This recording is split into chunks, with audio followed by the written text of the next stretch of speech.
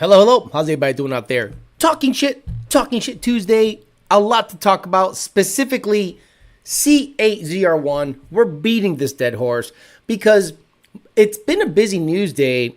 If you are part of certain groups, you can really come up with a good, talking point. And the C8 ZR1 is just doing nothing but winning right now. And I had no idea personally that they were already delivering this thing. I thought certain people had access to it before others, but no, they are delivering these things. So that makes me wonder, did a lot of people pay way over sticker? Did a lot of people get the actual, MSRP on these? I've seen dealerships be super greedy and try to ask for $200 on top of the $280 and, be close to $500,000. But I am pleasantly surprised of the lineage, the delivery, and the numbers this C8 ZR1 is pumping out there. And what does that mean for the automotive aftermarket? The automotive aftermarket is going to be forced to change. And this is one of those wonderful things that moves the tectonic plates of an industry. Once in a while, a car comes around that absolutely causes an earthquake and makes people rethink everything about what a proper supercar, hypercar, and fast street car is. We'll talk about that most of the day and any other things you guys want to talk about when it comes to Mustang racing or whatever related, but not before Mr. Bill O'Reilly tells us to do it live. Okay. We'll do it live. Okay. We'll do it live. Fuck it. Do it live. I'll write it and we'll do it live. Fucking thing sucks. It does suck. What does not suck is the people that make the show go, you guys, and the sponsor, PMAS, Nick James, the best cold air intake on the planet. Another day, another PMAS intake for the win. Had a customer buy one after a bunch of stalling issues with his Jay and Lisa Tucker cold air, and it fixed everything. What a great cold air intake. Nick James, congratulations to you for the best cold air intake on the planet. Parts Farm, PartsFarm.com, used Mustang parts, used Camaro parts. They got a 350 ready to go. Looks like it has a bad rear clip, but they might sell the whole car, or they're going to part it out. Check them out for the latest stuff that they get in from, auctions around the country. Their inventory is always changing. Total Solution. Rami's done on Total Solution. He went over to Dominican Republic and helped out La Infanteria to run another 7-second quarter-mile Mustang Lun-Tune in the Dominican Republic. Suck that dick. And Bellac Industries. If you love to sell drugs and you know it, clap your hands and make sure that you can help him out. Make his boat. Oh my God, I cannot get the right freaking screen. Dude, grab the right screen. Oh my God, what a nightmare that was. Just grabbing this screen. It took me forever. I damn near had a heart attack just grabbing the freaking screen. And the reason I did not mention DeAnza Performance is because we have a live read on their up-and-coming July 4th sale. Guys, DeAnza Performance has a July 4th sale. It's live right now. They're gonna be blowing things out like I do your mom's back on all major brands. They got Cook's, ARH, 4 Innovations, Fuel Systems, Whipple, On3, yes! Blowing out on 3, G-Force, Weld, 4-Star, Mickey Thompson, and more. Whether you're building a street monster or dialing in a track weapon, now is the time. Message their page directly, mention the show right here, the Amory, the YDBT, the show, whatever, to lock in your exclusive pricing, and they'll make sure you get taken care of. Again, guys, Whipple, Cooks, ARH, On3 Performance, 4 Innovations, Weld, G-Force Racing, 4-Star, all those guys are going to be blown out. So hit up DeAnza Performance, DeAnzaPerformance.com. They're one of the best sponsors I've had. They just communicate really well. They don't trip about anything. They don't try to censor the show. So people like that I support, and you should support them too. Always go to richprince.com/YDBT. We killed it last month. I could not believe the commission check. It made me go, well, is this a typo? Ain't no way we sold this much. Guys, we sold that much. We sold an insane amount of stuff at richprince.com/YDBT. Hats, shirts, flat bill, curved, Dolo, Section 8, Hush Money, Vertical, Gen 1, 2, 3, GT350, 85 to 86 Mustang, 87 to 93 Mustang, 1320 Didios, 1320, F1320, and YDBT, and all the hoodies, the stickers. Guys, got an amazing month. And this is really starting to take off. I feel it. I feel this thing is ready to explode, and we can actually get me the Viper I've been wanting forever, so I can sit there and me never drive it. Let's say hi to the people here, and we'll get after it. Clint Stroke, Yusuf, Masochist, El Verga, Larga, 1320 Didios, John Jones, Bryson Witt says, what's up, Amory? Monty 540, Bryson Witt with the Rich Prince and the Patreon. If you want to talk to me directly, you gotta go to Patreon. You gotta pay me $15 a month, because I don't fuck for free like Derek Barron. Matt Oliver, Joe Jackson, Cobra 460, Forrest Cloud, Nick B. Levesh, Frank Donahue, Toilet Dumper. And the best thing about Toilet Dumper, that's all he says. He just puts a dot on every video that he shows up at. Z33, Camsilla, Peter Chiquito, Johnny Boy, D-Rock Fox, Jasso, Jacob Haggard, Beach Pirate, Jasso, JD Swag, Anthony, Alex Vallejo, Viewer, CJM, Joshua Judd, Christian, Dixon, TJ Skorsky, Stuart D, Philfest, HCFU grad says, good evening, Emery, fuck Caltrack. I fucking agree. Shit, I co-sign on this shit every day. Valley 10-Speed, Killshot Racing, Rich, Ken McAllister, Cabin Air Filter. I love you guys. You guys make me laugh just on the inside baseball stuff. Izzy, ACF grad, CJM, Kim Phillips, CPR, Andrew, EPA, good morning. Mercury, Motorsports, Shannon, Devin Smith, Mark Richardson, Boosted. Remind me not to run 2 miles on a fucking treadmill. My lungs are shot. Stupid. Copperhead Gas. See, I remember why these names come up. Remember Racing, Smash and Devour, Dustin, fucking Shinebox Paul, and all the usual suspects, guys. Thank you so much for being here. I got a paid chat. Let's mention it. See, ZR1 is almost 2 seconds less than the GTD 4.2 to 3.5. ZR1 confirmed 0 to 60, 2.2, 2.8 on the slow side. Oh, brother, forget all that. Let's go to the Facebook Draggy page, which is usually full of stage 12 aids, like bumps on your bumps. Right here, it says, not bad at all for a stock car. With some negative DA, these things can probably run low 4s. No problem. Dumb. With the BMW still hasn't responded to my call out wink. Okay, again, this is unverified. But, you know, as a rumor mill, it does really well to, like, get you wondering if a C8 ZR1 or a ZR1X can achieve a 4-second 60 to 130 pull. I need to remind you guys, this is on pump gas. This is on 93 octane from Shell, Marathon, Racetrack. This car is changing everything. See, there are faster cars, 60 to 130. We all know that. You know, there's R8s and GTRs that go on a Tampa bridge in the middle of winter with M1 or E85 and run a 2.9 or a 3.0 or 2.6, like crazy, stupid stuff. But you're telling me I can buy a ZR1 or ZR1X and on pump gas, leave West Palm Beach, catch a race up to I-10, get gas at a regular gas station, get a slushy or in a Snickers bar, get back on the road, and potentially race anybody I want, 60 to 130, roll race them on pump gas all the way to California on a bone stock car. How the hell can you beat that? How can you compare any vehicle you've ever built to a pump gas twin turbo car that has the potential of going low 4s, mid 4s on average, 8 seconds in the quarter mile potentially, everything we've named on pump gas. So the only cars that I would say can fuck with it 60 to 130 are cars on E85, aftermarket fuel systems, big blower, tons of boost. You know, don't get me wrong, ESS cars get after it. But again, you're comparing apples to apples. One has an aftermarket triple pump fuel system, a centrifugal, 20-something thousand RPM, IAT issues up the ass. The ZR1 and ZR1X are air-to-water intercooler. I bet you this bitch can go back to back to back, no problem. I'm sure eventually heat soak will come into play. And then they start teasing that it could be a 6-minute and 30-second car around the Nürburgring.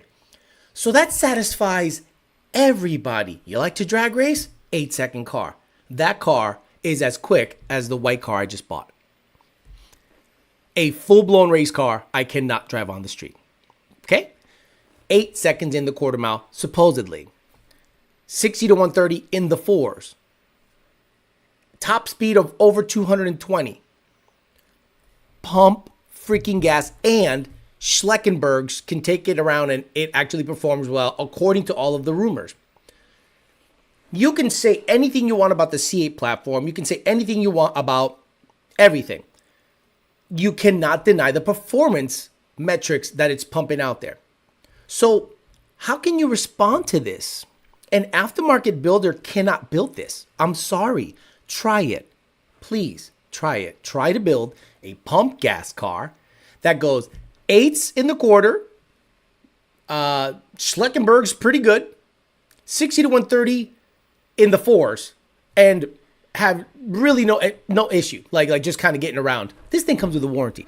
So I think it's going to force. And that's what I think the aftermarket needs. Nothing is done without force.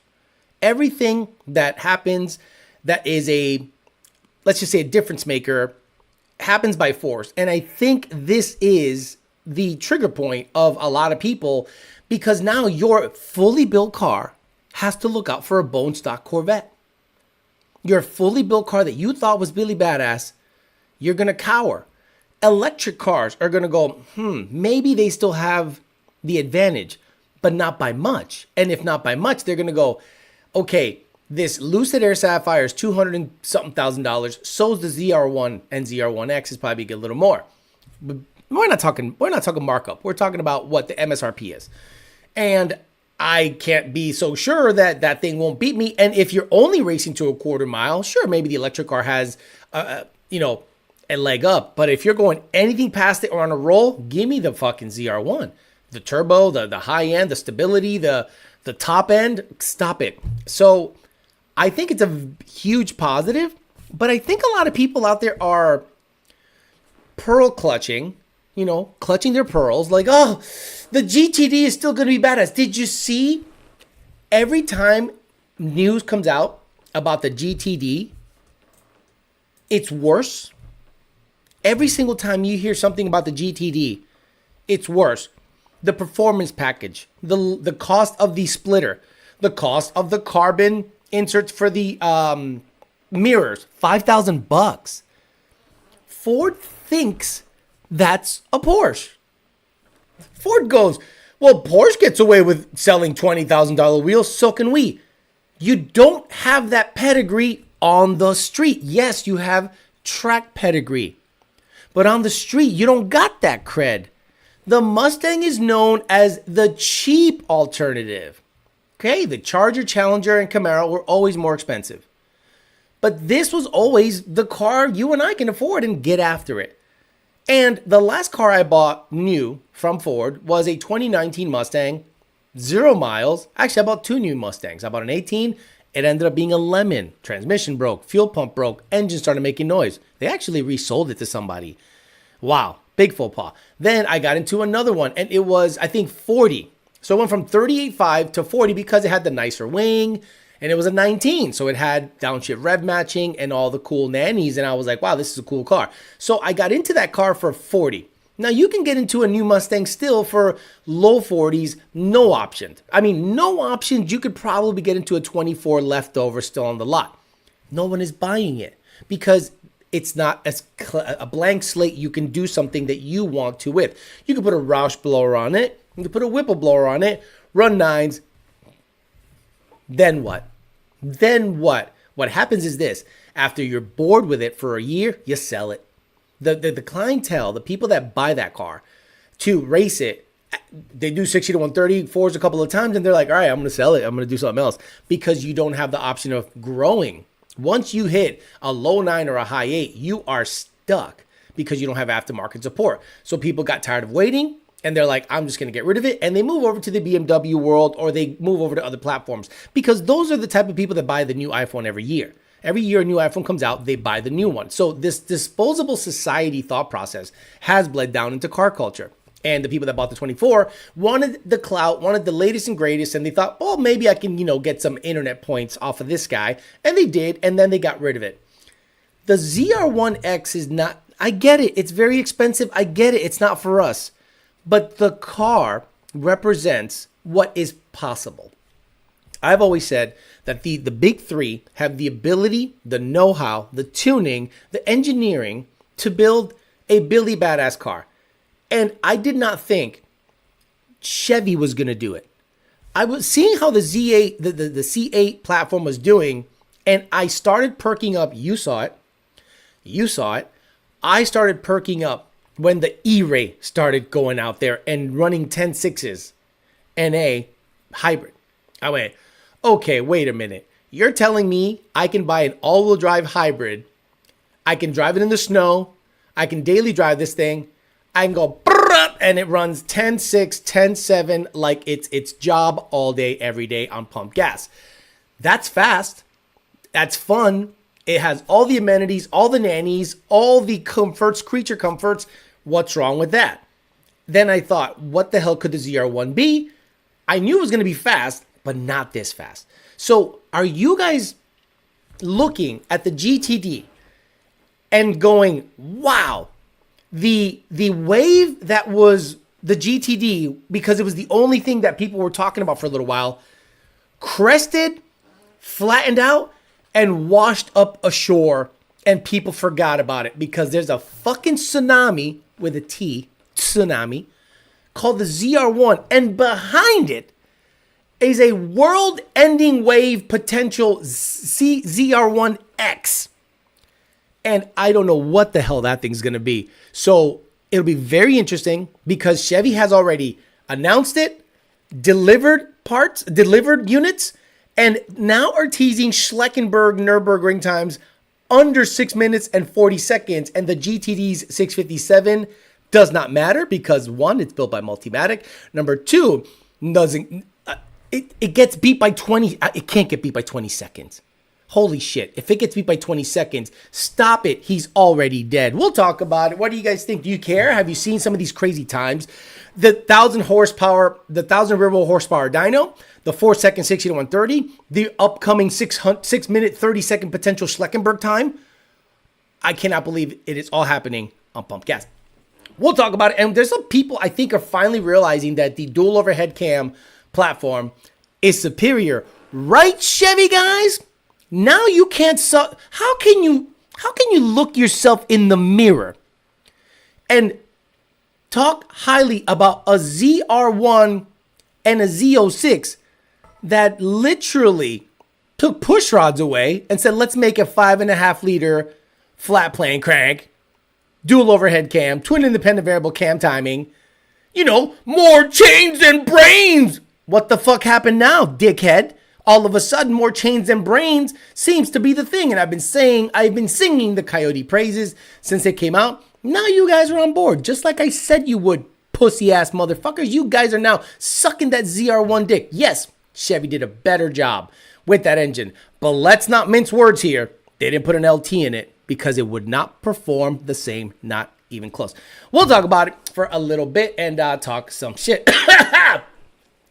Tire wear is making 1,000 to the tire and weighs 3,800 pounds with the driver. Okay, what's happening here? I heard the rumor it shredded the front tire, couldn't finish the first lap. Really? Really? I mean, if that's the case, whew, that means it either has a shitload of downforce, a shitload of grip, or a bad tire. If the C8 ZR1 is the new Boogeyman, the ZR1X is el cucuy. Si no te duerme, el cucuy viene y te va a matar. Te tiene que dormir, el cucuy viene. Oh my God, you're pretty much making an FRC8. Yep, the ZR1 is incredible, but what's the best performance dollar for normies? Normies? So, the great thing that Tukes does is, on Street Alpha Podcast, by the way, become a member on his channel, support the guy. I want him to just kill it, bro. He's a nice guy. Not for my interests. The fact that my video is up to 64,000 views in like 3 days absolutely blows my shit. So what ends up happening is he clips the video in a certain way to get controversy, and it works. But when you see the replies in the videos, people always say the same thing. You can't afford the new Mustang, can't afford the new Mustang, can't afford the new Mustang. Then why is the BMW selling so well? It's a more expensive vehicle. Explain it to me like I'm a retard. If the Mustang is too expensive, not what you get for your money. It's just generally too expensive. I would buy the Mustang if it was $40,000. If the Mustang was $40,000, it would not sell more units. It would not. Because then you are Roush, Whipple, and you're done. Don't get me wrong. The Roush is badass. I would do a TVS all day. But then what? The vast majority of people in the ticket system are NA guys, followed by centrifugal guys, then E85, Odin, Edelbrock guys, then turbo guys. Turbo guys bring up the rear, but those guys are usually pretty serious. You'd be surprised. I thought there'd be more turbo guys, given the fact that there's cheap shit kits like On 3 out there that make power. But no, lo and behold, ESS and centrifugals in general. Like there's a resurgence in Paxton Gen 1s. There's a huge resurgence in Paxton Gen 1 autos. I'm like, a Gen 1 auto with a converter and a Paxton is serious. Don't think that if not pulleyed properly, that thing won't absolutely get after it. But it just kind of makes me go, there is no normie low buck new performance car. Everything that's new is going to cost at least 40 to 45. So unless you like the GR shit or the gay shit or the Korean shit, you're not going to get into a VA car that is tunable for under 40 unless it's used. So yeah, the performance for the normies is the used market. The old notch. I bought a notch for $5,000 and it ran 10.7 at 129. That's pretty damn good, but it's a Fox body. I didn't have AC, didn't have HVAC. The signal barely worked, but it got after it. So racing is not a poor man's sport. Racing is not made for the normies, at least competitively. If you want to be up in the top tier, you got to have some dough. And sometimes shit ain't for you. The strong rumor right now is that Dodge is at work putting a $35,000 Charger. Maybe that'll pull the fire under the Ford's ass.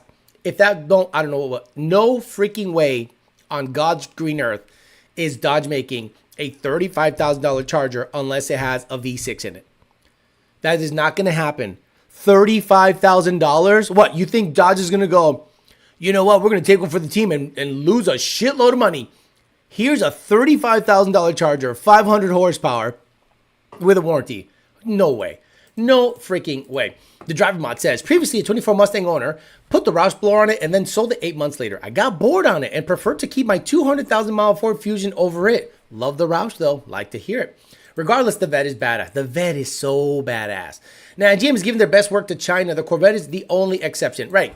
Don't think that I'm going to sit here and start saying, Chevy's on top. No. Chevy is going to potentially GM is going to potentially go bankrupt replacing these V8 engines on their Tahoes, their Silverados, and their Escalades. That whatever the fuck that the pistons fly off, they are now denying claims. They are now giving you only a certain allowance. They are now only replacing short blocks. It is a weird time. So I'm never going to say GM's on top. I'm saying the ZR1 is Billy Badass. The C8 E-Ray is Billy Badass. I am not a fan of the Z06. I think the Z06 is meh. So it's E-Ray, skip the Z06, and then you fucks with ZR1 and ZR1X. Chevy was never able to compete with the Raptor, but they knocked it out of the park with the C8 platform. They absolutely killed it. Yes, there are things that they are deficient in competition with Ford. But in the performance car market, they're in a completely different galaxy at this point.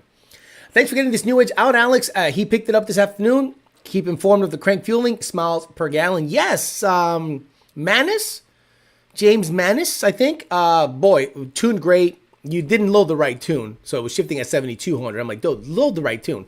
Shifted at 7,500. Fuel terms are within 4%. Ship it. Get it out of here. I don't even think about the GTD. The GTD is so irrelevant right now.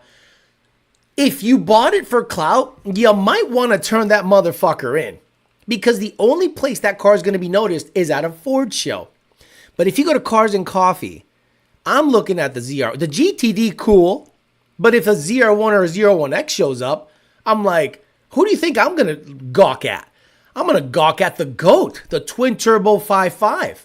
That's what I'm going to gawk at. The 8-second car, the 6 minute and 30-second Schleckenberg mobile. That's the 4-second 60 to 130 car. The GTD cannot. The GTD is probably a 10.7 second quarter mile car. A 6.0 60 to 130 car. But it's Schleckenberg's great. That is embarrassing for $300,000 before markup, before all that bullshit. So by today's metrics in 2025, in the world where the ZR1 and ZR1X exist, the GTD is regular traffic. 10.6 in the quarter? I'm not afraid. If I'm on the highway and I got an ESX 120 millimeter pulley, non-performance package, VMS rear, 10R80 Mustang, and I see a GTD on the highway, I ain't scared. Do you think I'm scared? If I'm like, with my VMSs, oh, look, a GTD. Swing, swing,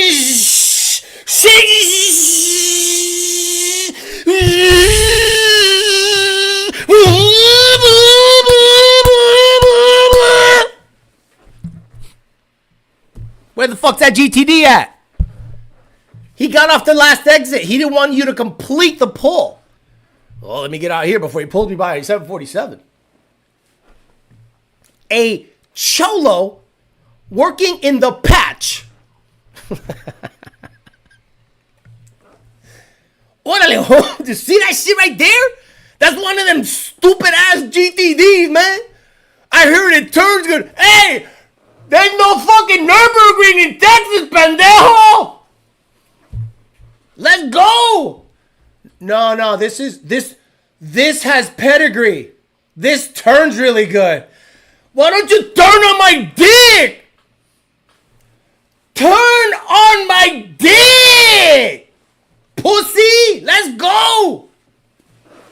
Winner, loser buys Whataburger. Well, I'm sweating. Holy shit.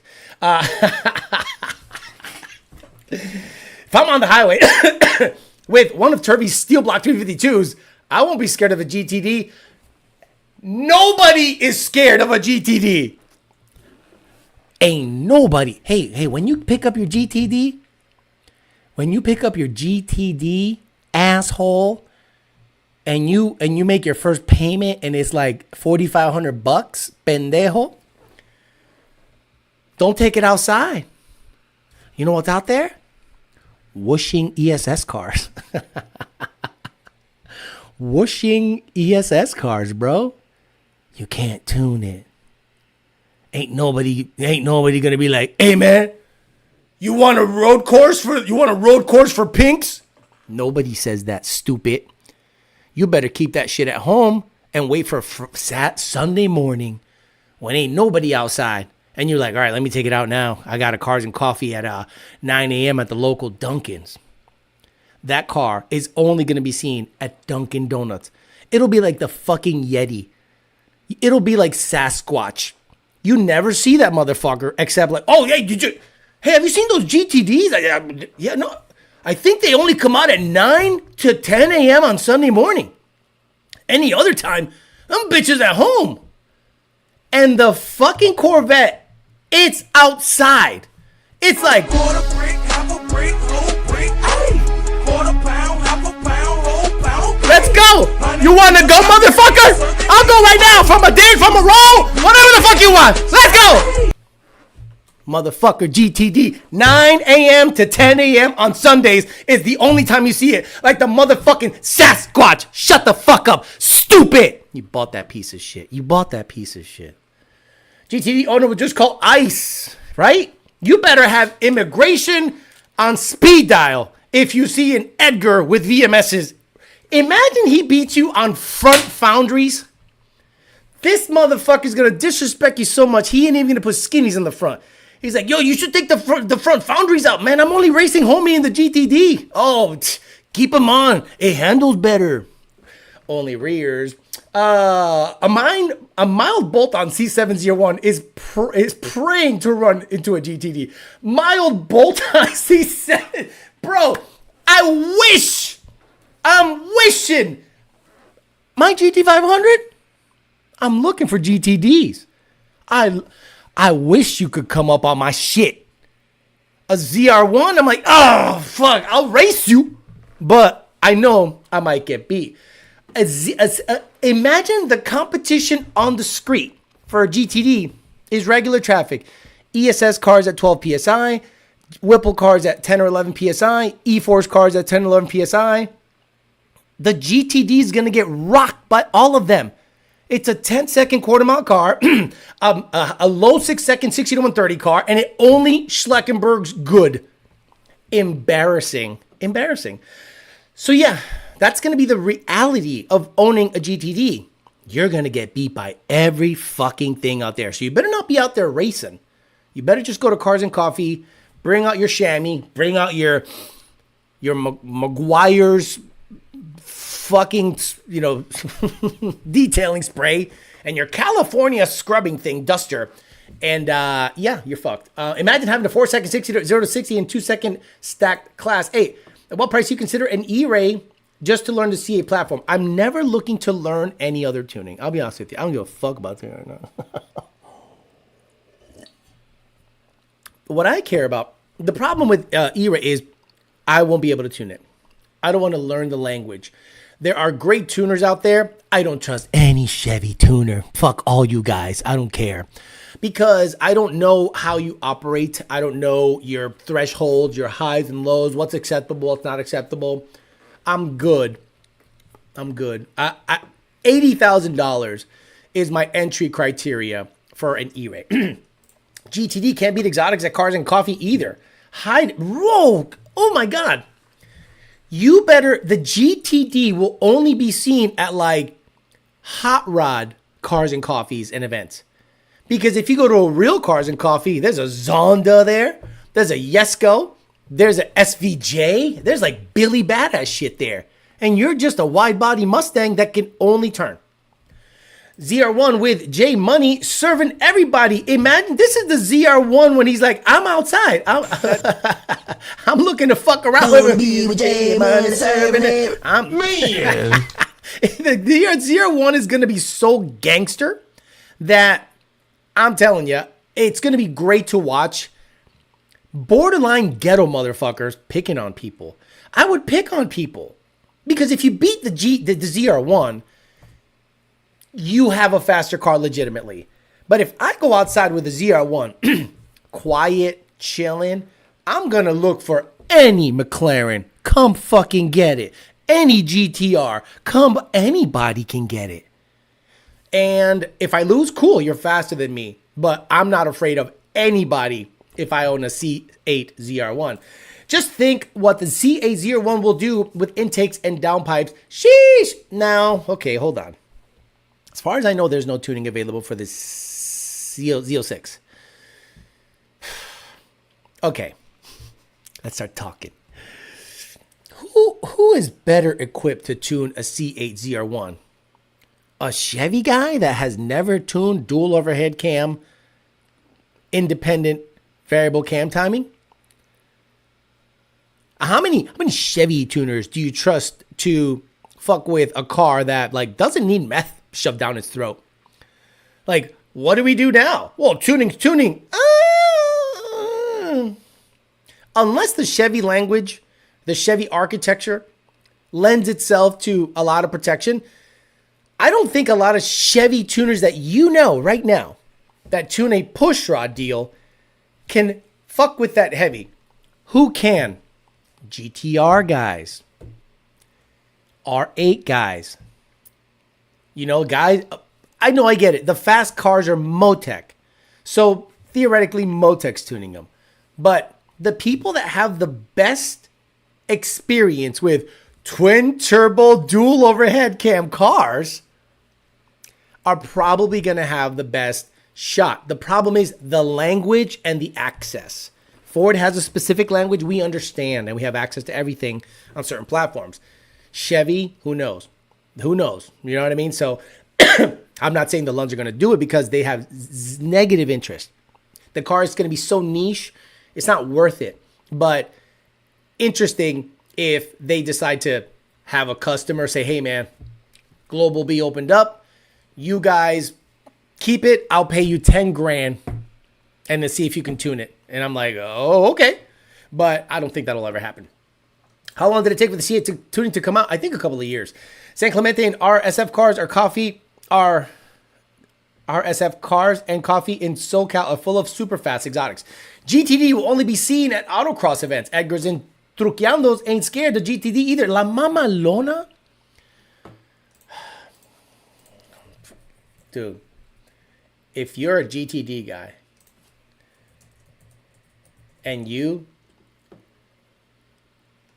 Is this it? I don't know. This is it? Or is it Troquita? Because they copyright the shit. They copyright this shit. Yeah. And you hear this, if you're in a GTD, and you hear a F-150 bumping this.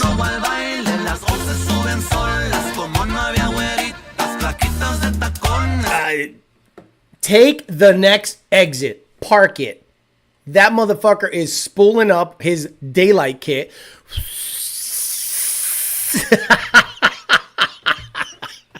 And he's sneaking up like, Olele Holmes, it's a GTD. Man, don't pick on him. I'll just do it on gate, man. I'll do him on gate, man. Fuck it. Let me do him on gate. GTD guys are so fucked because everybody drag races. So you can have a really good looking car that can't do shit unless it's at a circuit, a road course or something. Or autocross event at Walmart with cones. Could you imagine? That car is relegated to cone racing at Walmart. I'm assuming the ZR1 is also Global B. It should pick up power without a tune, similar to CT5 Blackwing and Escalade. The three guys who will buy the $2 million McLaren W1 can't wait to run a C8 ZR1, right? Who's to say the ZR1 isn't maxed out from the factory already? This is what you guys need to know. I don't think it... see, a lot of people assume that, oh, it'll pick up with a tune. I'm going to tell you, the 24 Mustang is ragged out from the factory. It's seeing 27, 28 degrees of spark advance from the factory. It's shifting at 75 to 7,700 RPMs from the factory. So don't think that a tune is going to pick up a goddamn thing. If the car's already shifting good, seeing good spark, meaning they're desensitizing the knock sensors and letting it live at 27, 28 degrees of spark advance, tuning won't do shit. Now, want to put the 85 in it and force timing down its throat? Sure, not a problem. Want to shift to 81, 8200 RPMs if you put a high, RPM manifold on it? Sure. So don't expect gains automatically just because tuning is available. That's not a thing. A lot of you guys think, well, it must be tamed down from the factory. Not really. Some of these cars are pretty optimized. Do them on gate. C806 has been out since 2023 and still no tuning. Who knows if we'll ever see it at this point. Put a pinch 956 a la verga, be like. Checking in late, says Craig Walls. What's up, Mr. Billet Noonan? What's up, Craig Walls? GTD is straight up a target. How much booze does the new ZR1 have stock? I'm thinking over 20 to make on a 5.5 liter, 8,000 RPM, pump gas, 20, let's say it's got 9 to 5 to 1 compression. I want to say it's 20 to 21 PSI and about, with catalyst over temp, probably 18 degrees of spark advance or maybe 19, or it might touch 20.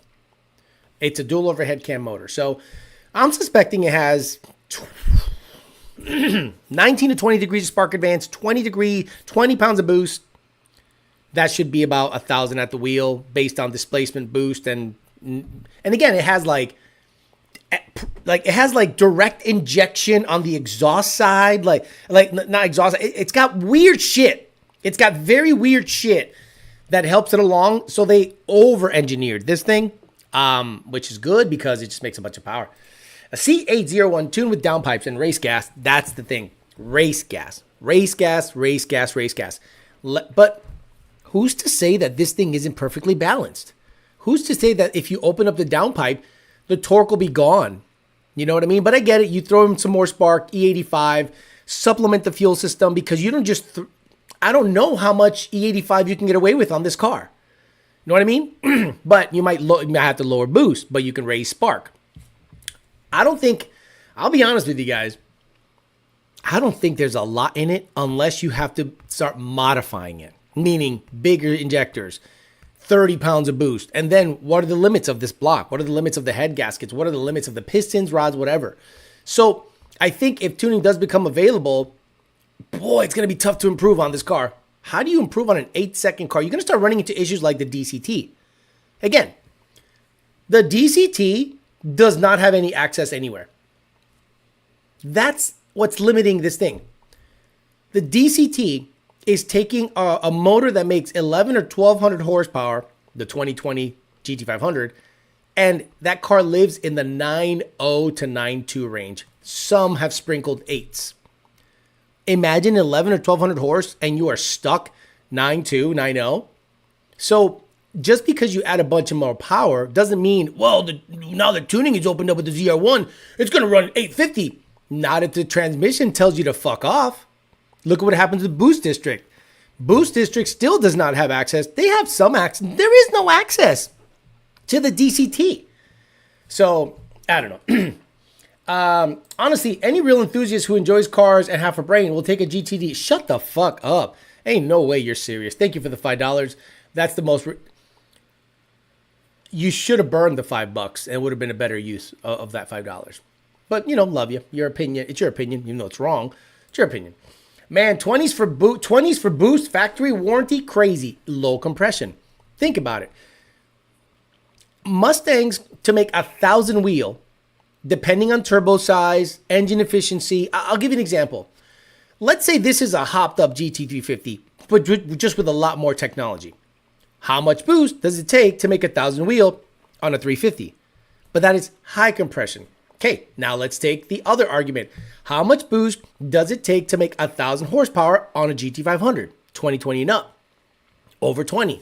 So again, boost being a measure of restriction and the turbos being freewheeling and happy, this thing made 1,050 or 1,040 rear wheel horsepower. So that means it's underrated from the factory. So that means it's probably making 18 to 20 pounds of boost because the turbos are big. The engine is efficient as hell. There isn't a lot of restriction, and 20 pounds of boost, it must be like, no big deal. Austin, you paid to say that, my guy? Oh my God, bro, really paid $5 to say that. Joe Swift, same old shit, working on the race cars tonight. Gotcha. Better off with race gas and allow some overhead for the fueling. Exactly, like MS-109 or something like that. What the fuck makes the GTD more enthusiast-oriented than the ZR1? Nothing. Copium. Fandom. Fanboying.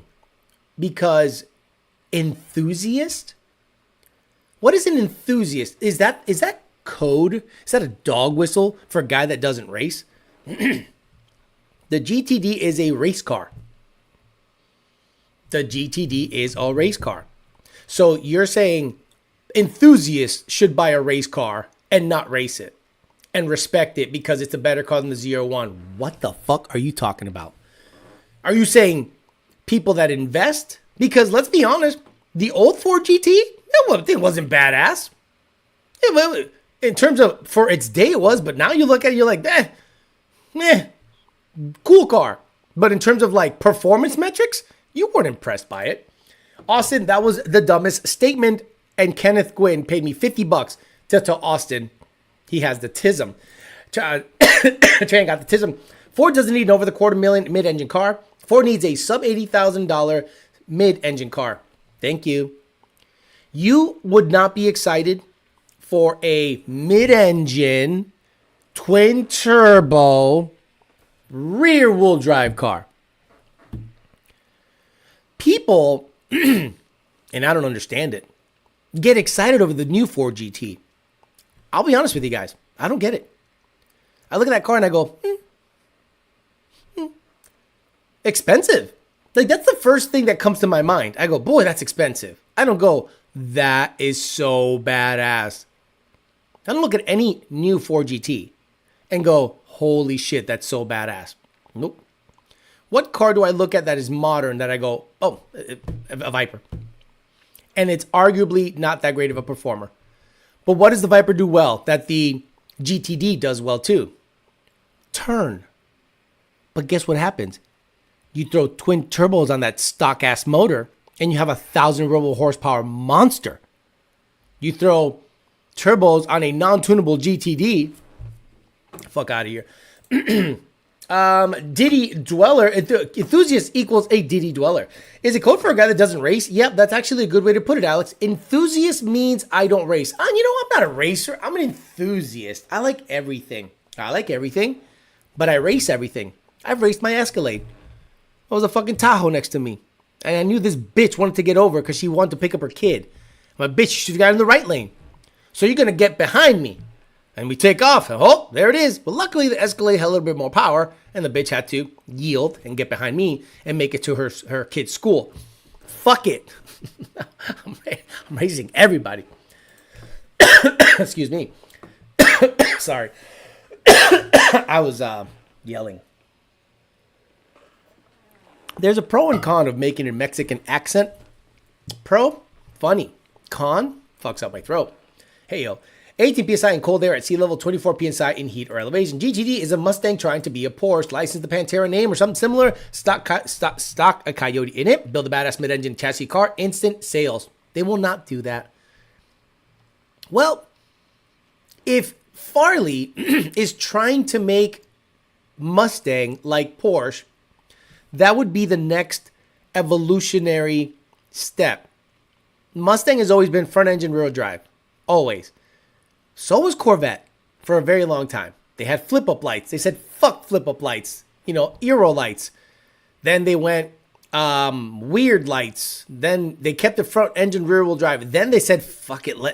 Ferrari is sticking their engines in the back. And that's where the traction is. So why not do that? There's so many benefits to that. You wouldn't like a mid-engine rear-wheel drive Mustang? Oh, it takes away from the what? The thing's a fucking dud right now. What do you have to lose, Ford? The Mustang name, in terms of a gasoline car, is gonna go away because of what you're doing. So I hope they've been working on it, because for something to come out in 2 years, they should have been working on it 3 years ago. Alex will race the BMX bike if he can. Absolutely. And it's not just Ford guys. Chevy guys, Dodge, Honda, all the same. The brand loyalists are funny. I'll whoop that Escalade on foot, motherfucker, run it. The same kind of people who whose build is a cold air intake and wheel setup. Yes. If you can't afford it, you complain about it. Oh, you know, it's the enthusiast. You took away the enthusiast, the broke guy that doesn't race. So you want, okay, people complain about the cheap interior of the Mustang. People complain about the cheap this, the cheap that, the cheap that. And then they get in a BMW, right? And they're like, boy, or a Porsche. And they're like, sheesh, this thing is designed for me to sit in it, right? That quality costs money. So you cannot have your cake and eat it too. You can't have a Mustang with a wonderful interior, a wonderful engine, tunable, performs great for under $50,000. But what did Ford give you? A meh interior, a S550 retouch of the nose. They took tuning away and they raised the price $5,000 to $7,000. And that is what was the killer for enthusiasts? The tuning was. Black Cobra says, anyone notice that there hasn't been a C8 ZR1 versus 4GT or E-Ray versus 4GT race yet? Or why would the 4GT wasn't even invited to ZR1? Come on. Why would you kick puppies? The C8 ZR1 had to race the best Lambo had, the best Ferrari had, and it beat them both. Well, I don't know if it's the best, but it's one of the best. Ford would learn. Hey, you want to take an aspirin, Rich? You might be having a stroke, but I'll finish your sentence. You would think Ford would learn something from all the Turbo Coyote builds out there. Ford, let's have a conversation, okay? FFRE has somehow made the Coyote so desirable, they can't keep it in stock. You're out like 5 months. When an FFRE Stage 3 motor comes up, people scoop it up. People, they got money. And they just, I'd rather have it than not. You're telling me, Ford, you're so arrogant that you're not willing to see what the racer at the grassroots level, because this is as grassroots as it gets. You should see FFRE shop. Ain't nothing special. But God damn it, the shit they pump out of there is fantastic. Fantastic. Like lean and mean. So you would think Ford, like they used to do in the 60s and 70s, would be like, let's see what the racer's doing. But no. They start going to NHRA events. Like no one gives a fuck about NHRA, bro. Love ya. But instead of going to see like who is responsible for the quickest factory that Lund, visit them, talk to them. What are you doing? What are you seeing? At what boost level do you see the head shifting around? Do you think there's a future of a billet engine program? Do you think that a displacement would be bigger? Do you think the stroke would be better? Do you think the piston design? You would think Ford, with all of their engineering, would eat a little crow and see what the racer is actually doing with their motor. Crickets. And if they are reaching out, it's not public. I remember Savage Geese made a C5Z06 video, said, the interior was a deal breaker. Unless you have to sleep on the dash, shut the fuck up. So stupid. You would think behind closed doors with all the mega rich business on top, they're getting laughed at with the Corvette mic drop. With a base price of $70,000 MSRP without all the goodies. ZR1 might win the race, but it won't win road presence versus a Ford GT.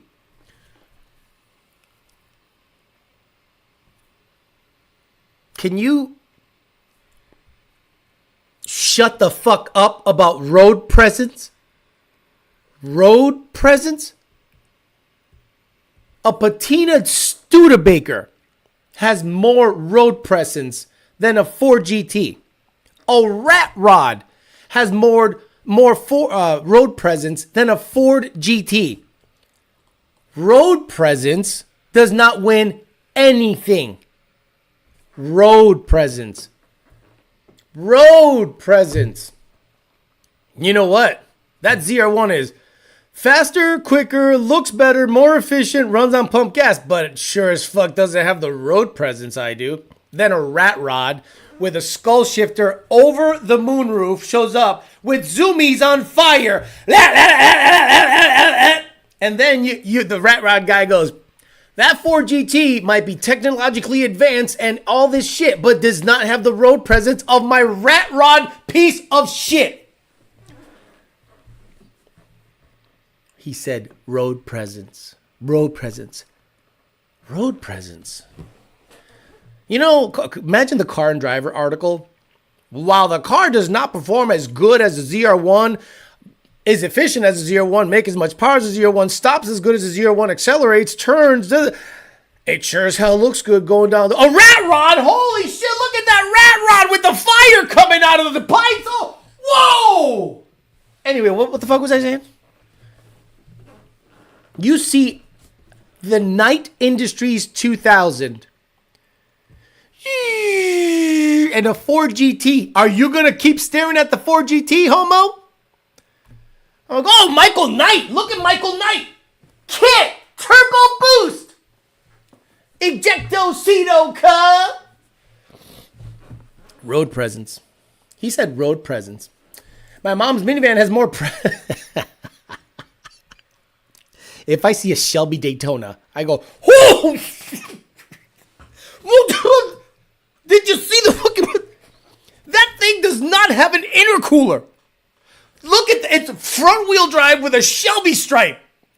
Remember the movie Wraith, the first race? The Firebird versus the Daytona? Look at that. Your girlfriend's like, but shut the fuck up. It's a Shelby Daytona. Do you know what? You know, Shelby did that. If I throw a Whipple on my BMX, is it a Shelby BMX? Whoa, that's a ton of dick cheese. Man, I could go for tall glass whiskey dick right now.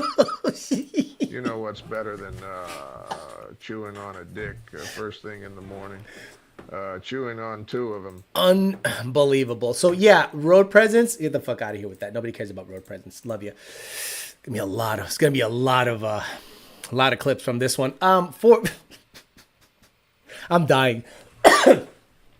Ford GT can still be confused for a Mustang in the conversation and non-enthusiast road presence. The road presence.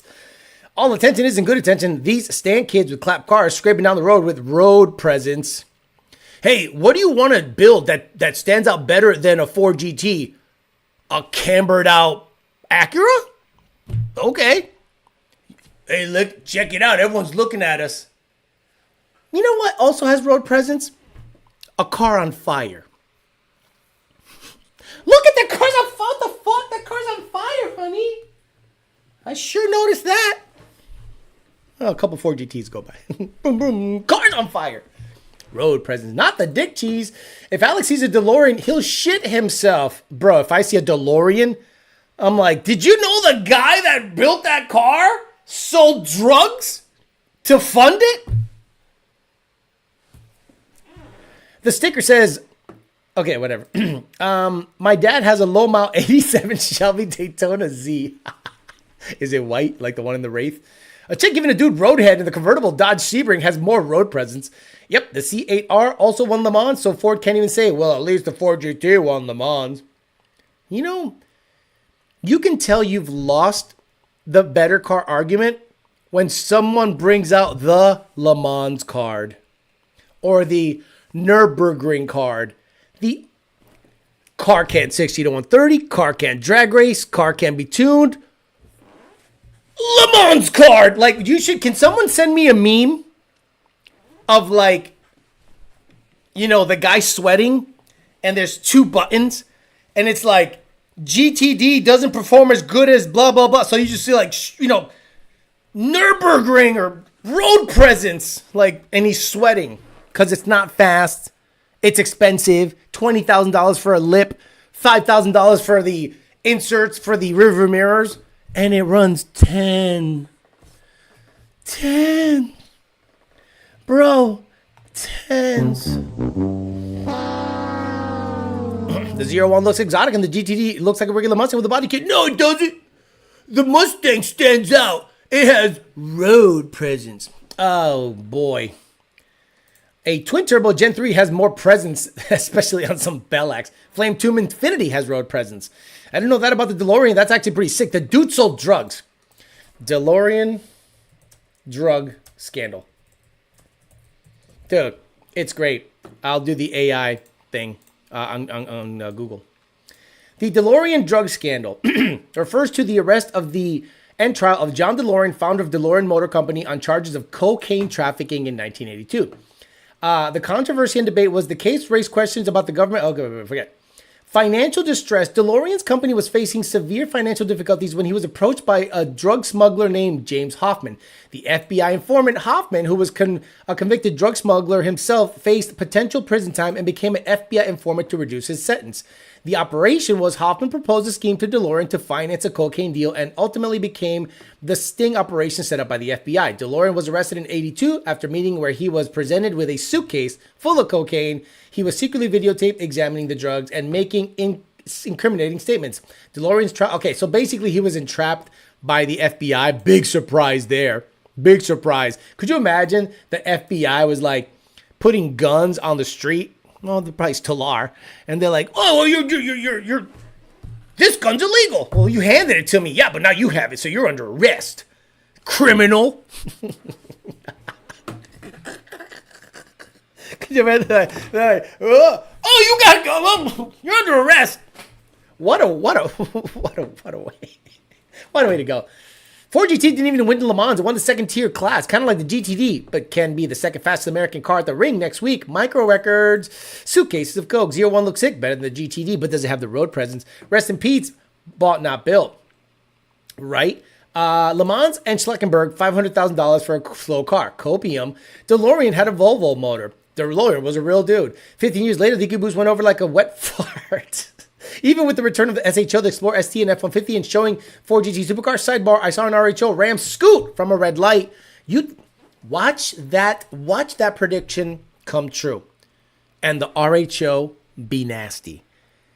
Straight sixes generally get it. Straight sixes generally get after. They're pretty robust. So you're telling me a twin turbo, straight six, can't get it? Stop it. If tuning fully becomes unlocked and you start modifying that motherfucker with port injection, it's going to be pretty serious. All right, we'll do a giveaway. We do shirt giveaways every Tuesday for Talking Shit Tuesday. Been a good show, good time. Everyone is having a good old time here. I have the live chat, so you guys don't think I'm like, oh, you're not putting the right chat, whatever. So, Star Trek trivia, as always. First one gets it, always. I don't care. I prefer that a member gets it. If you have already won in the last 3 or 4 months, just excuse yourself from this one. Finish this phrase. Worf, son of... Go. Spelling's got to be right, too. Worf, son of... DeLorean dunks are kind of tight, super expensive, so I expect a few grams are included. They already ran an 8 with a Hurricane, swapped in the truck. Get out of here, liar. Oh, the Dakota truck. Got it. You didn't spell it right. Hey, AJ spelled it right. Toilet dumper, love you. AJ spelled it right. I said spelling has to be good. Morgue, mouth. My ass. Love ya, toilet dumper. It's Moog. Worf, son of Moog. See, Worf, son of Moog. If you go back, M-O-G-H, and you got it right, Mr. AJ. I hope you haven't won in the last couple of months. Something tells me you probably have, and you went in there and snuck it in. But AJ, you win a shirt from Ridge Prince John Lucas. You are he comes in late. He's the he works at Fat House. But AJ, congratulations. Hit me up, ydbtforlife@gmail.com. Hopefully you didn't win anything in the last couple of weeks or whatever. And you go from there. Rizzy's like, auto fucking correct. You gotta spell it right because it's an easy answer. Worf, son of Moog. Alejandro, son of Alejandro. Darmak, Angelad, at Tanagra. His eyes are open when the walls fell. Chakra, when the walls fell. Good stuff. All right. My goodness. Okay, I interrupted the C8 debate. Now, if the RHO starts getting... See, the people that tune the RHO are not the people that tune the HEMIs. So it's pretty interesting that the platform is the engine, not the brand. Because straight 6 turbo guys aren't HEMI guys.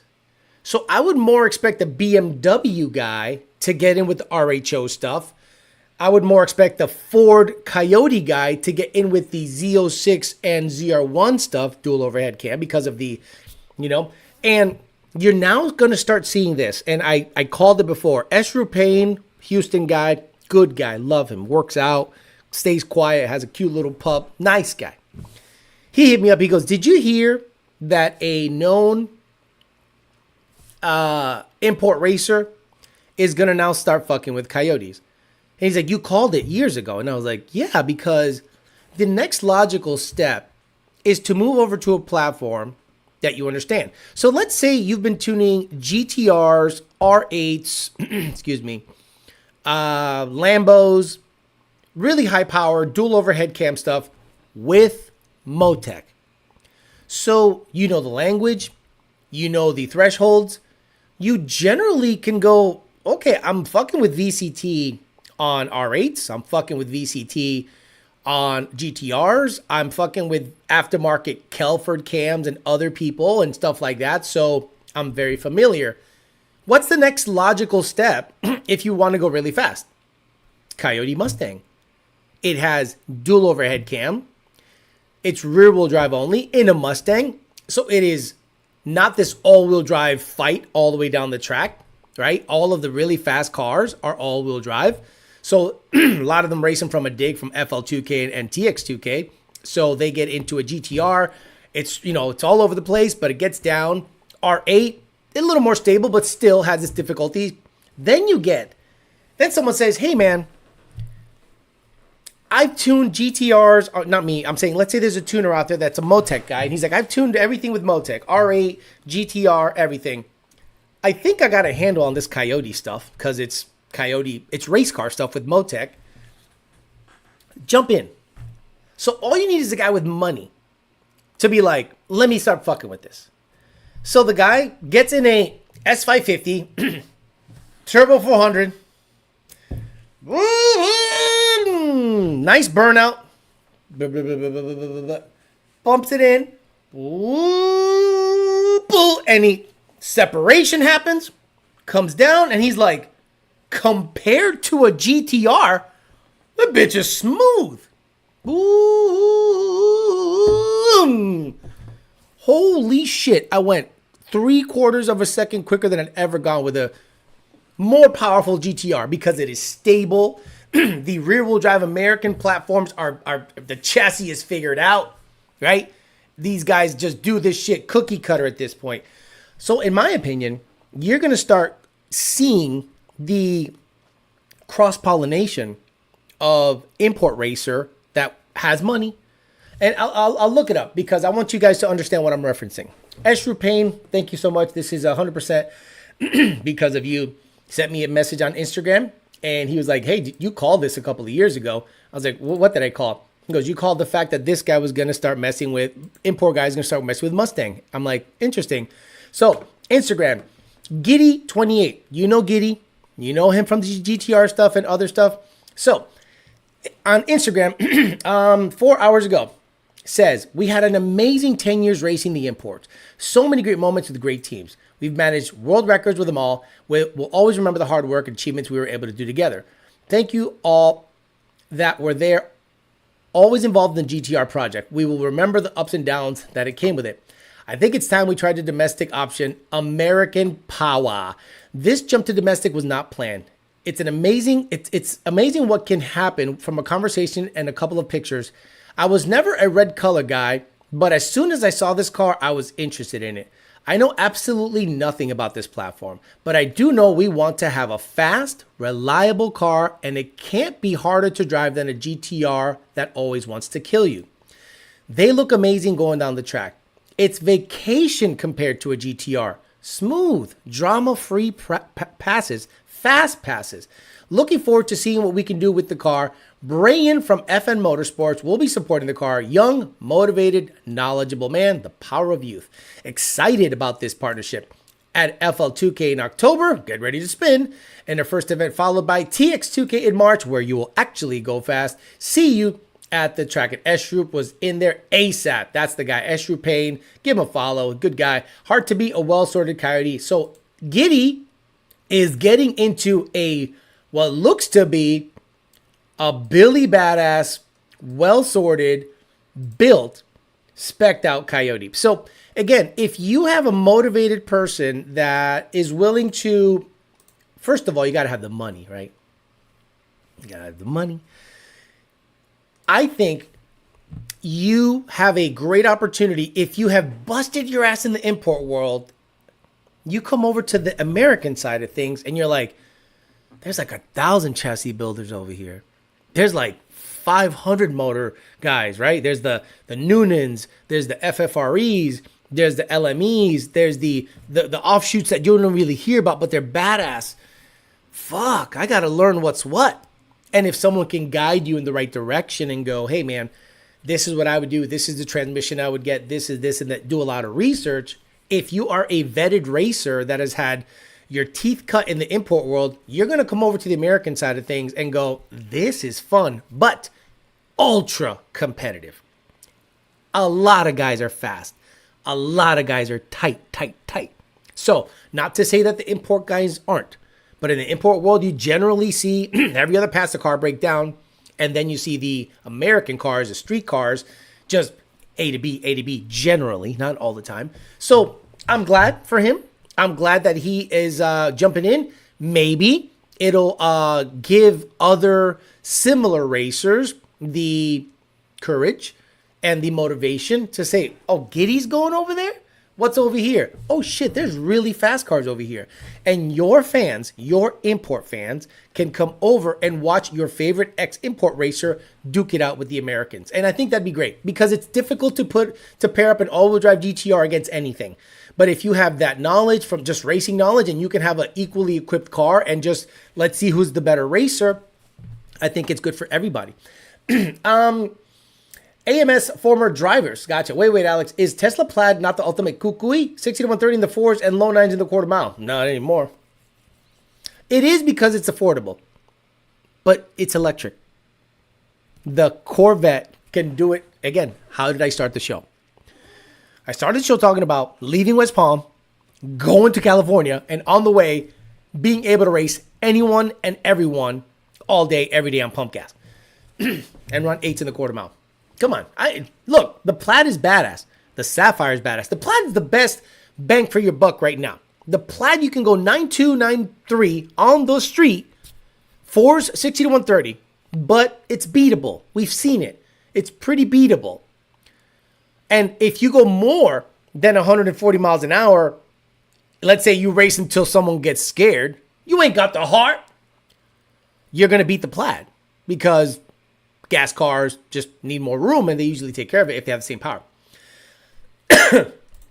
Giddy the Ninja Turtle looking MF? Yes, the little guy. That car has road presence. Giddy was a UGR Lambo record holder too. He was a white UGR Gallardo LP 560 that was doing half-mile stuff. Yeah, the 5.5 Vin Diesel. Did you see Vin Diesel lately? He is so fat, and they're going to dig up Paul Walker's bones and be like, hey, man, you know...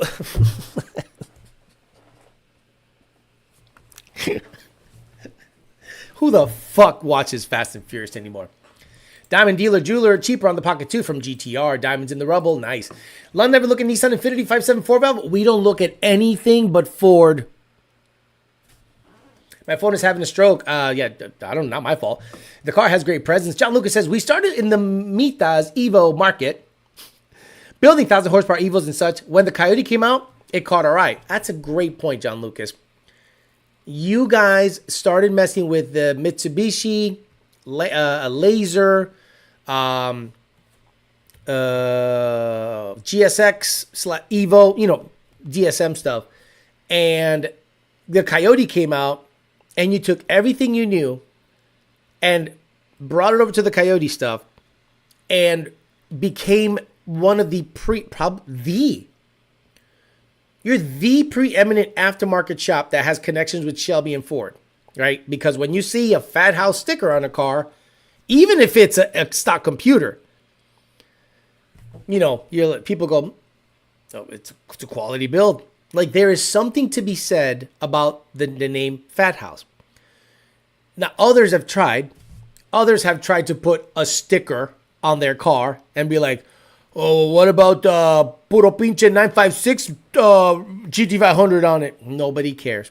Shut up. But when Fat House puts a sticker on it, people go, it's a Fat House build. It's badass. Like, you've seen what they can do.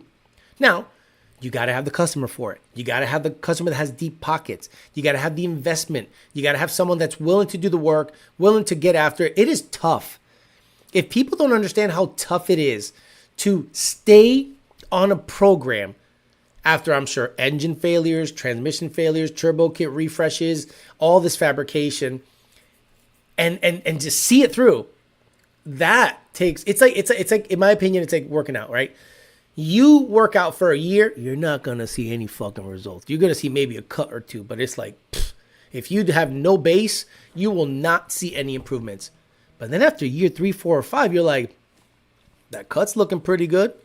This is looking good. And then all of a sudden you have a refined program where you have consistency. You do the same thing. You learn, you tweak, and they become, and they stay out of trouble somehow. They talk a little shit on the internet, but not enough in my opinion. The Corvette has a Honda Mazda guy who set world records back in the early 2000s heading that engine program. Nice. Paul Walker knew too much about the Clintons.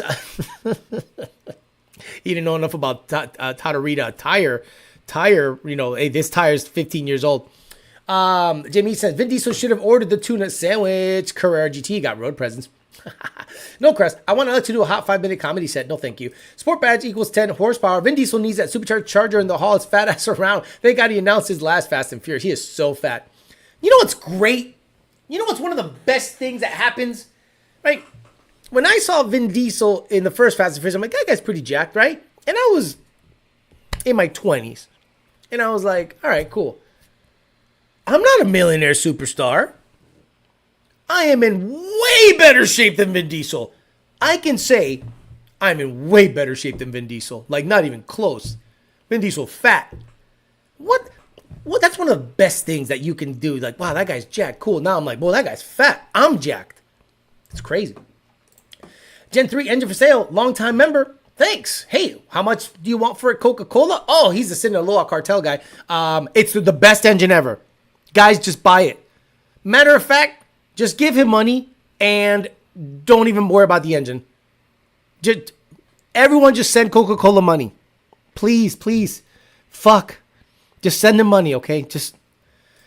James Strother says, I know it's been talking about, but it's crazy how Roush, Whipple, and ProCharger all have tuning access, but no other tuners have access because they're OEMs style. You know, that it's a different world. Some of them have to pay for access. Paul Walker's joining Cal Shelby to sign merch from Beyond the Grave. That was Rosa's. Paul wasn't driving.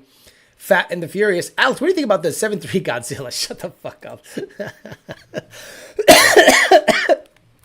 Remember when the 7.3 Godzilla came out and everyone and their mother was like, oh, well, this gonna end up in the Mustang, Alex. You're so wrong. That thing's badass. No. At this point, might as well throw it in a Mustang Ford. You ain't got nothing to lose.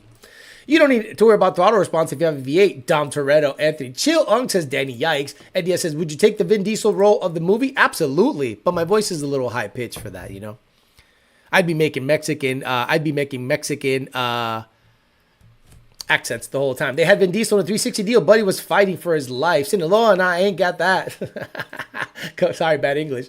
Vin Diesel is 57 years old. Oh, at 57, TRT, I'm injecting. I'm going to be more jacked because who cares at that point? Paul Walker's better in shape than Vin Diesel.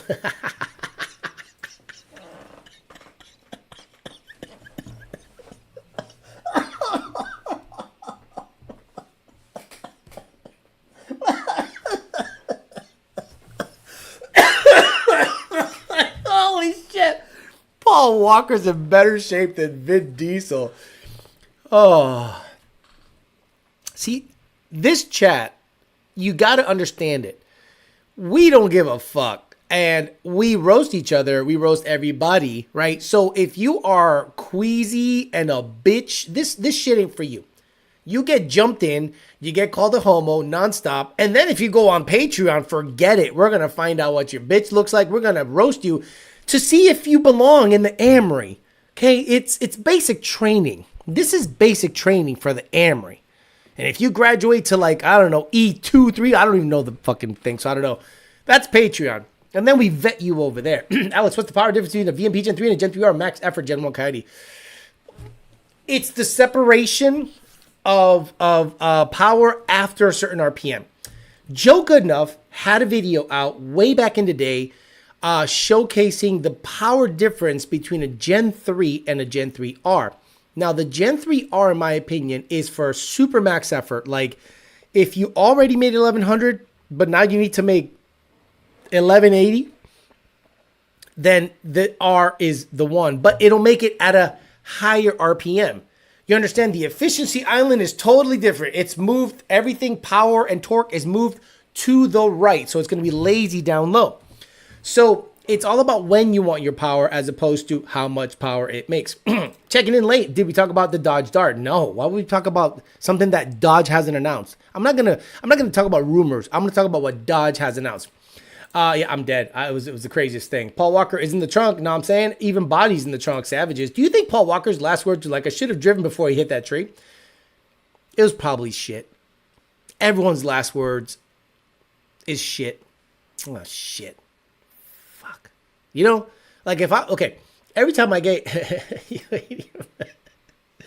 most of y'all are not cut out for this life. Yeah, the Emery is basic training on steroids. So when I get in a plane, I have in my mind gone, oh, I might die today. On a plane. I go, I might die. When turbulence hits, I go, there we go. I am so comfortable on a plane knowing I might die. Because something catastrophic would have to happen for it to crash. You know, it's got all these safety measures. It's got autopilot. This bitch damn near lands itself. So something catastrophic should have happened. So I'm like, I'm okay with that because chances are it was my time. But if I'm going to get on a plane with a fucking guy that has flown for less than a year, I am so scared because the likelihood of me crashing just went up. And if we do crash, it's because of his incompetence, more than likely. And again, he maintains the plane. He flies the plane. He fuels the plane. The likelihood of me crashing with like a private pilot, in my opinion, is way higher than with a commercial jet because of the incompetence of the person. So yeah, I'm good.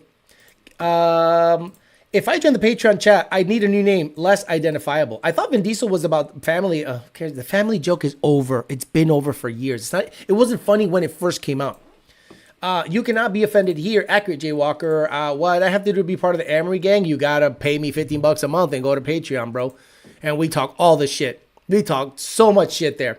You get those private chats that I just let loose. These guys love the private chats where I just like go in there and tell you the dirt that happens in the industry. Though the only wall Trump supporters don't support is the one that killed Del Era.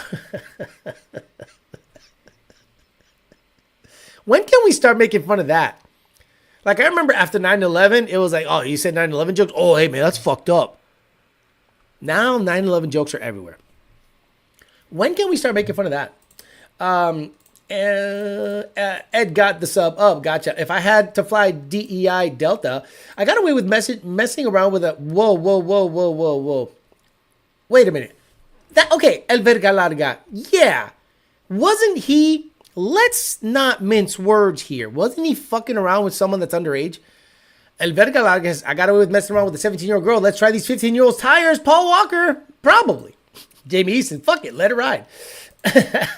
Yeah. See, you can't be offended on this chat. Everything goes. You want to see Brandon flying not Shaniqua? Yeah, no. I will not fly with Brandon either. Jay Walker, cue up the weather. Schwarzenegger's meme. Air India, they're dying for you to fly with them. They're trying to cut the pilots to one instead of two. They used to have 3 or 4 pilots on long hauls. It's so many inside jokes here. I don't know what Amory is. Did someone misspell Army or is it an acronym? It's the Amory, man. You know, one of the funniest things that ever happened is D&H Performance, who is having a July 4th sale. Okay? Deals on Ford Star, Ford Innovations, On3, Whipple, DNHperformance.com. They wanted to make a cup. And I guess his wife does these little tumblers. And they sent it to me, and it says Army. And I was, no, it's Amory. He's like, what? I go, yeah, it's Amory is the correct spelling. I go to the gym with an Amory shirt, and you could see the guys that at the front desk are like he has a misspelled shirt. I'm like, it's not misspelled. It's the Amory. Amory strong. So when you see hashtag Amory, we in that bitch. But he does charity. FAA has commercial private under 2 different standards from their maintenance, blah, blah, blah, blah. Dale Earnhardt was the intimidator for the track until he met his match, the Eliminator, the Wall. Bro, I come from the old internet. We've been making 9/11 jokes since 2009. Yeah, but exactly. It happened in 2001. I'm not flying anymore. Fuck that. Drones have gotten smaller over time. Look at the one Trump uses versus the one George Bush used on the Twin Towers. Nice. Nope, Amory is spelled correctly. Exactly. Old tired 17-year-old girl joke has me rolling. Can't get a statutory charge if you send your portion to a tree. Okay, I'm Googling it. Did Paul Walker bang 17?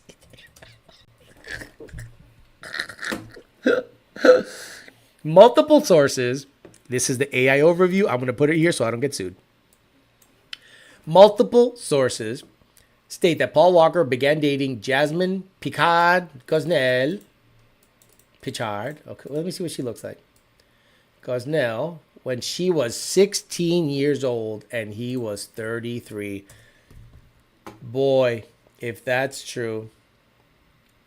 No way. No way. Oh, brother.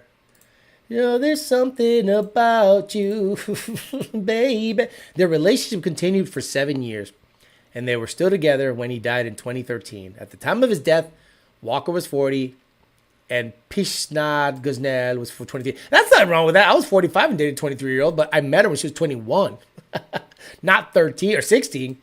Sheesh. Yeah. Ooh. It's okay after they're, of age, right? Look at Leonardo DiCaprio. Once they hit 25, he's like, I'm out of there. Fuck all that. And he's right to do so. The Eliminator has me fucking dead, Ford engineer. I tell people to take an aspirin on the daily. They're like, what the fuck is this guy talking about? So that joke, take an aspirin, is referencing if you feel like you're lightheaded and like you might be having a stroke, if you have the classic symptoms of having a stroke, like half of your vision is blurred and, take an aspirin and it'll at least like lessen the chances of the stroke causing, bad damage until you get to the hospital.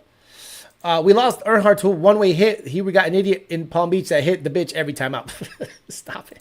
Motherfucker was spawn camping. Jailbait. Paul liked his cars like his girlfriends built after 1993.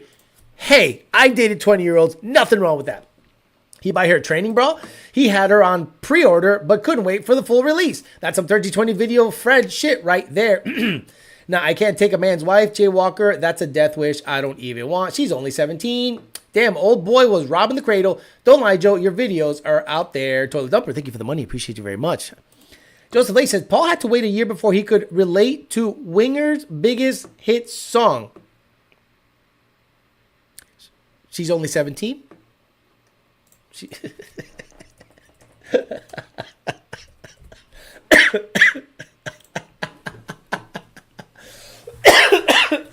Fuck, I'm dead. This has been good. There's gonna be a lot of clips off of this one. Yeah, come on! Hey, how old are you? I'm 16. Hey, you want to get in this car? I really like the orange paint job and the 17. 17, yeah! Woo! Come on, see. It's okay, get inside. Weird. Yeah, now, fuck that guy. I don't care that that's your hero. Thank you. I like to sprinkle my stand-up comedy into the chat to see how the Amory responds. I never fully understood the dead dad in the trunk story.